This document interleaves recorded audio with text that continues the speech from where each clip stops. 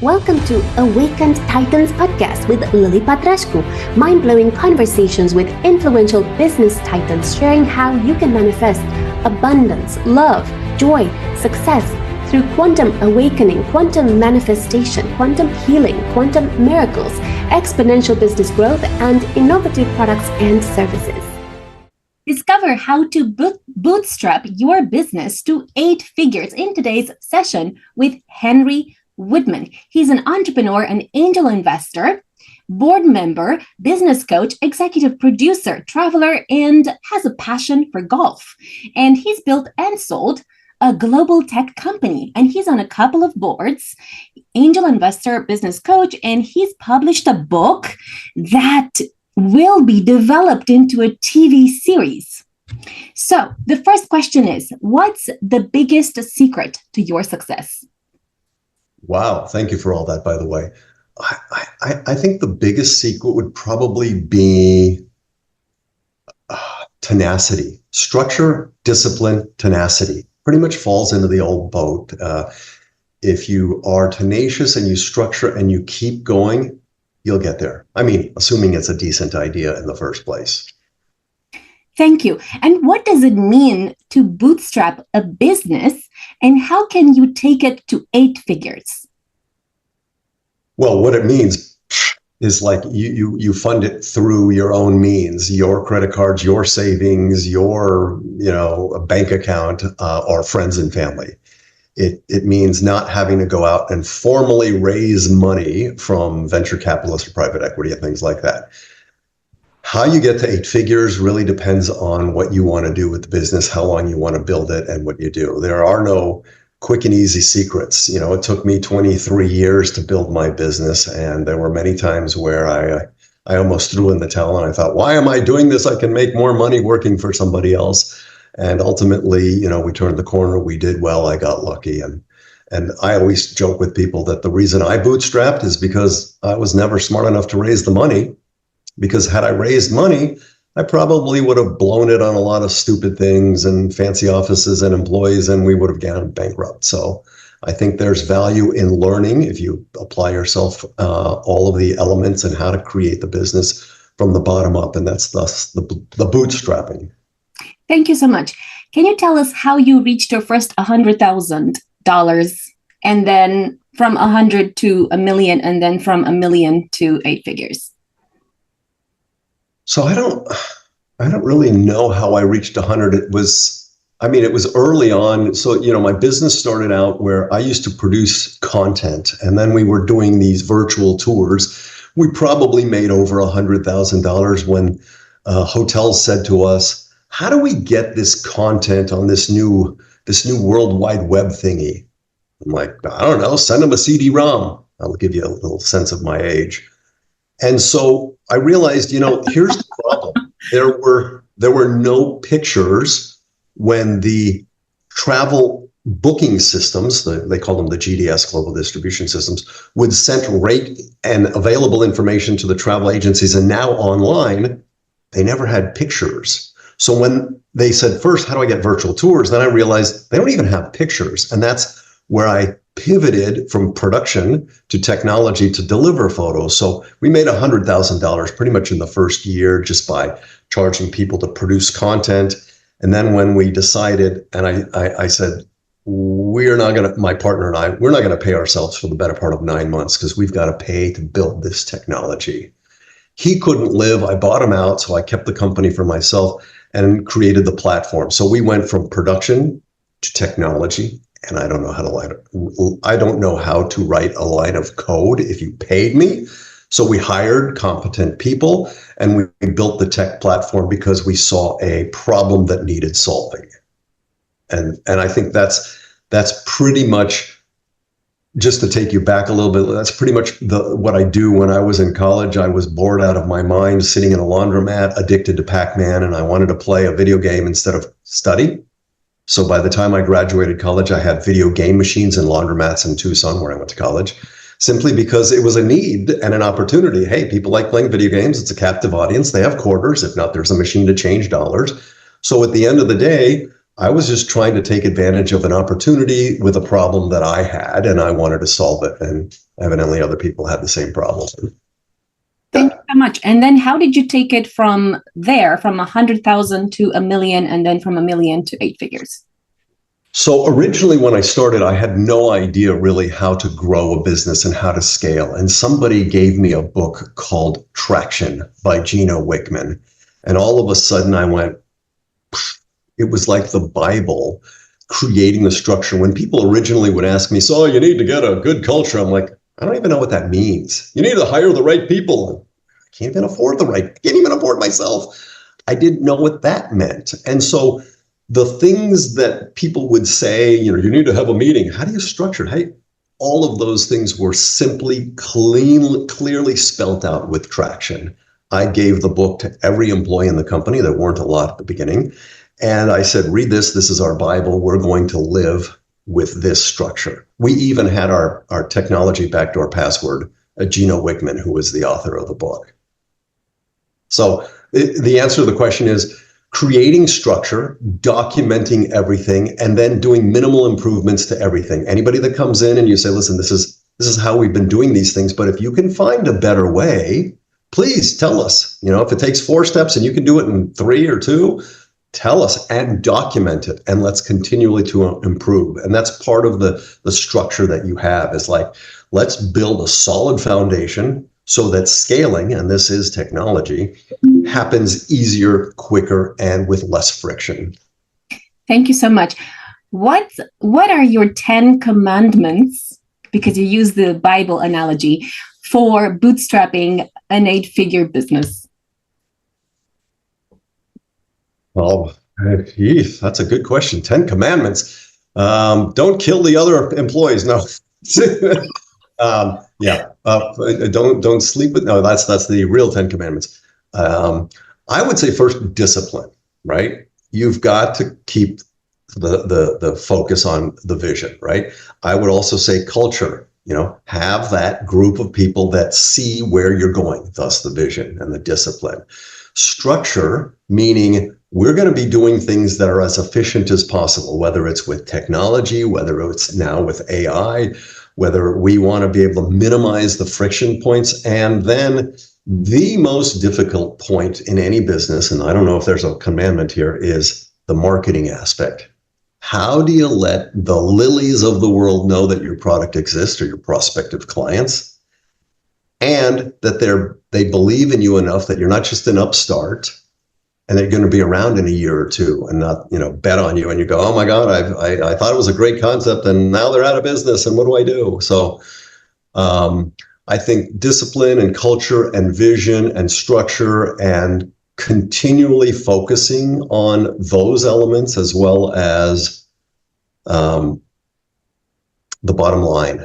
I mean, you can't have more money going out than it's coming in. If that's the case, then you obviously have raised money and it's not as important. But if you're bootstrapping, look at those financial statements, look at the cash flow, make sure you've got enough and you're going forward. So understanding those things. And ironically, when I was starting the business, I didn't know anything about business. So I went back to school to get my MBA in entrepreneurship so that I could learn basic stuff that, was very helpful because it helped my business when I was running it. I don't think I got the 10, but I think that's enough to keep you out of trouble. Thank you. One of the biggest problems of expanding a business is funding.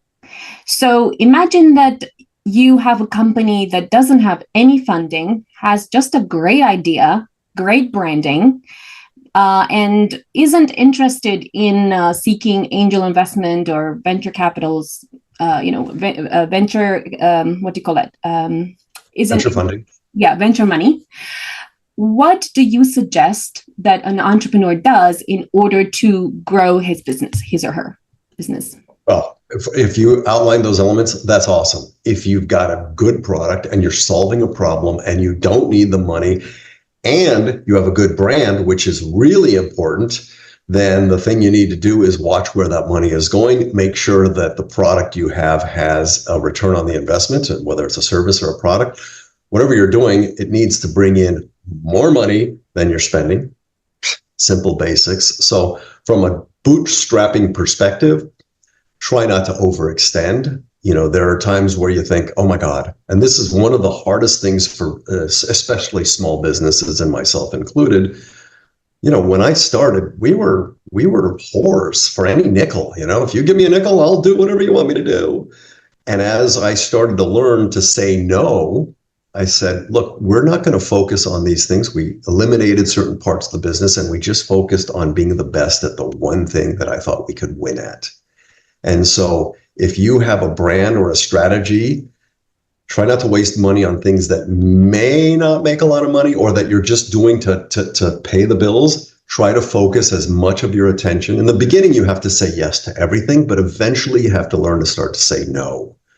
So I think that once you get the brand and once you get that establishment, focus maniacally to be the best at whatever problem you're solving or whatever solution you have. Thank you. What about entrepreneurs that have a great brand, but don't want to take business funding in terms of angel investment or a venture capitalist, but they need that funding? What do you suggest they do in order to grow their business? So they need the funding, but they don't want to take it from, a venture capitalist or angel investment.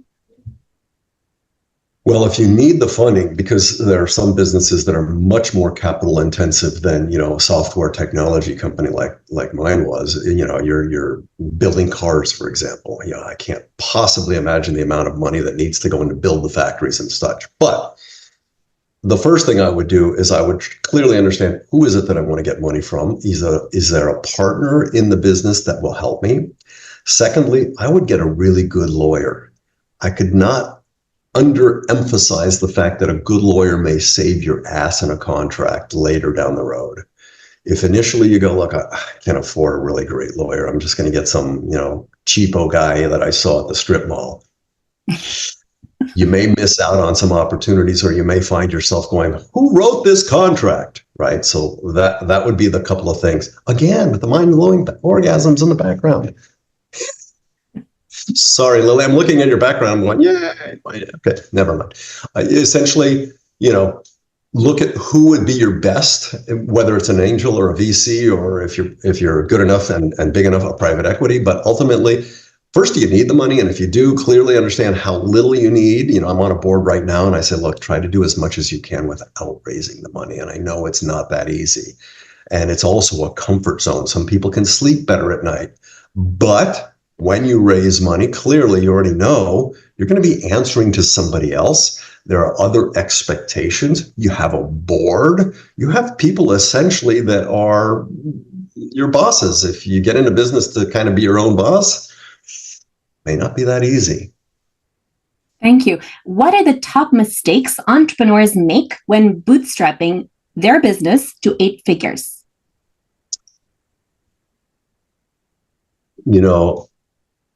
I don't know. There's so many mistakes, because if 90% of the businesses fail, I think the real mistake that is made is overly optimistic on estimating what you're going to do. I mean, I've talked to a lot of people and they go, I'm going to build my boutique, and then in the first month, $100,000 will come in the door. And I'm like, ooh, yeah, okay. How's that going to happen? How do they know you exist? So I think, overly, getting, and I'm victim to the same thing. I would get a spreadsheet and I'd, create the prospective, numbers, and here's the prospectus and here's where we expect to be. And it's always a chart up to the right. I think, be more realistic. One, be clear on where the money is being spent and why. Don't pay yourself too much in the beginning, because, you're going to end up needing it at some point. It depends on where you are in the business. I mean, the first couple of years, I got paid next to nothing, right? When I knew that I was going to sell the company, I paid myself handsomely, because they kept me on for 2 more years to transition and paid me the same salary. So, yay, right? Thank you. And how did you become an awakened business titan? And how did that help you to build this business of 8 figures? Really simple. This is really, really, really. I'm a white guy in the United States, born in the 60s, I am incredibly lucky if I don't think I'm any more talented. I'm very disciplined and I'm very structured, but I don't know that I would have had the opportunities that I had I not been here. And that is a sad reality. So I think nowadays, if you have a good idea and you're truly solving a problem and you network, I mean, go out and meet people. I mean, you will find somewhere along the line, somebody goes, hey, yeah, I like that. And they'll help you out. So discipline, structure, the same thing I've been saying before. And, I coach small businesses and I tell them the same things. I say, listen, opportunity will find you on the corner of prepared and lucky. If you're prepared and you're not lucky, you may not see opportunity. If you're lucky, you're not prepared, you may not see opportunity. But if you're prepared and lucky, you have a much better chance standing on that corner of opportunity coming by. So prepare and hope for, there's a lot of luck involved. A lot of people say, I'm the greatest, I know everything. No, you don't. You're lucky and you're persistent. There's a lot of people like you that are persistent, but may have not been lucky. Thank you. And was there an experience that awakened your drive for success and to make a difference? Probably. There's several experiences that awakened my drive. I mean, when I was 16, I was convinced by my father, there was this great adventure. You're going to go to the jungles with your teenage friends and find a lost city. And you read about these things like Raiders of the Lost Ark, and you're like, yeah, that's going to be so cool. And we spent 2 months in the jungles of Honduras, almost dying. And I realized, oh my God, yeah, I got to appreciate more of the things that I want to do. So I think that, and the fact that I'm an athlete, I used to be a swimmer and a water polo player, the discipline of working out also helps a lot. And passion, even my current passion. That's why I've gone from, full circle from my dream 40 years ago to now closing the chapter and going down that path. Thank you. And as an angel investor, which advice do you give to entrepreneurs that you help to grow their business to 8 figures? First, I try not to focus on 8 figures. I just say, look, just try to solve the problem, try to do it effectively, try to remove the friction. It's really hard, especially if you're a relatively new business, even with a great idea, is to get people to change. Okay. So try to remove the friction, right? I know people have, hey, free offer, free this, but if you try to say, look, I'm going to make it so easy, you barely have to think, you're going to, and why? You're going to save money, you're going to use less time and brain power, or you're going to make more money on whatever your adventure, and not you, the client. It's always about the client. So I think the best advice would be very aware of who your client is and how you're going to make it really easy for them. Thank you. And what's your advice for entrepreneurs who need to get their first 10, 100, and 1,000 sales? Beg. No. Tenacity. Simple as this. When I started, I literally would call 40 or 50 people a day. I had my CRM. I would end up putting, okay, call them back. Or if I spoke to them and I said something, I'll call you next Tuesday. And I called them next Tuesday. Because I told them I would, right? If you say, I'm going to follow up and I'm going to send you such and such, do it, right? It's a world where consistency, dependability, responsibility, and dedication pays off. So in your first sales, you're going to get a lot of no's. A lot of people are going to reject you. Just be aware that those are also lessons. Why did they say no? What can I do better? Okay, so what is it that I'm not doing well or right? Or maybe my product needs there's a lot of reasons. It's not always you. It's usually not you unless you're really abrasive. So I would look at the process and I would say, how do I improve it? Okay, and then continue. And it's just continual determination. Thank you. How important do you feel is perfecting your brand's messaging, networking, speaking? How important do you feel that is to grow your business? Huge. First of all, networking is indispensable, right? The fact that people know who you are, the fact that people see your face, the fact that you press the palms, you go to trade shows, you go to conferences is huge, right? So first of all, network, okay? And secondly, going out there and helping learn and understanding what people are wanting sadly, it's part of the game. Some people are really good at it, and some people just hate it. I'm not a big fan of the sales effort, but I do understand what, the challenges people were having, so I could say to that. And our sales cycle was long. We would deal with large clients like Hilton and Marriott and Starwood and Wyndham. And so, the gestation period could be years, right? So you would continually keep staying in touch and networking and seeing them at trade shows and finding out how you can be of help. Thank you. And how can entrepreneurs go from their first 100 sales to their first 1,000 sales? Scale, structure, putting processes in place. I mean, at the end of the day, once the ball starts rolling, it's really hard to go from 0 to 1 million. Then you're like, okay, now I've got processes and structures. If you don't, it's harder to go from 1 million to the next level. It's 5 or 10 million, depending on what kind of business you're in. So you ultimately need to understand, how do I get there? Are there more salespeople? Do they hire commissions? Do we do word of mouth? What's your process? Is it social media? But ultimately, there has to be a process and structure in place. Every business has different sales options. I mean, some are easier than others. Some enterprise, I don't invest in business to consumer businesses because it's a lot. I do B2B SaaS enterprise models because smaller client base, bigger sales, and ongoing revenue. Thank you. And how did your awakening when you were in Honduras, how did that influence your business strategy?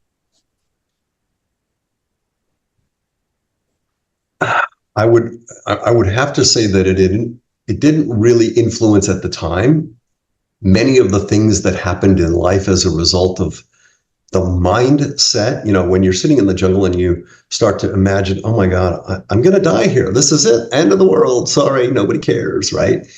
You realize at some point that your mind creates your life, right? And mentally, if you're strong enough, you can withstand things. So I think that concept played out many times in business when I kept thinking, all right, what? And, don't think too much about the past. Don't fantasize so much about the future. Just let your mindset be your life, right? First of all, most of us, and I would imagine everybody listening, has a pretty damn good life. You got internet connection, you got a roof, you got food, you're pretty much safe, right? It's a very grateful thing. So mindset controls your life. And I think that helped in that case. Thank you. How important do you feel having joy in your life leads to business success and growing your business? Huge. Don't do it for the money.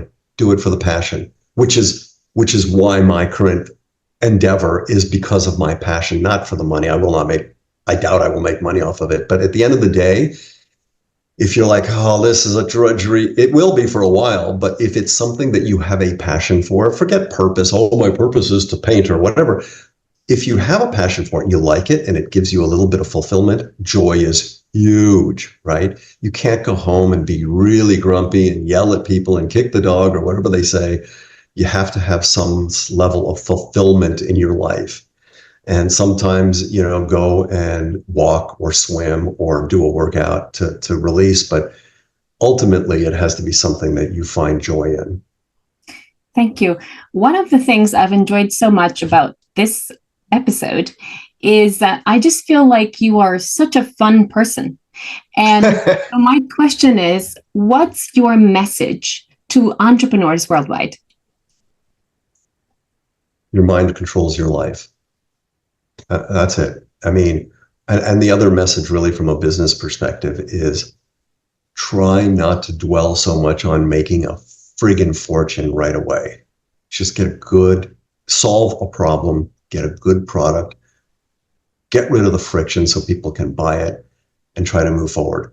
It's next to impossible if you're in certain businesses to bootstrap, because unless you're, a gazillionaire or millionaire, it's hard to bootstrap. And even if you are, I don't always recommend funding your own business, because then you become too impassioned and pained when things don't go the way you think they will. So the emotional attachment gets a little bit more difficult. It's your money. It's your future. I mean, literally, I borrowed money against my house, a homeowner equity, and I thought, you know what, if I go bankrupt, my next question would be, would you like fries with that burger? I mean, we were multiple times on the verge of bankruptcy. So, you kind of have to realize it's not all, rainbows, unicorns, and fairy tales. Wow, I love that. Stay tuned to the next episode. I absolutely adored this interview with Henry Woodman, and I'll see you in the next one. Thank you. Follow us for more interviews with world's most influential business titans, providing you with the insights to awaken to your full potential, so you can get paid to be yourself, find true happiness, and manifest anything you desire.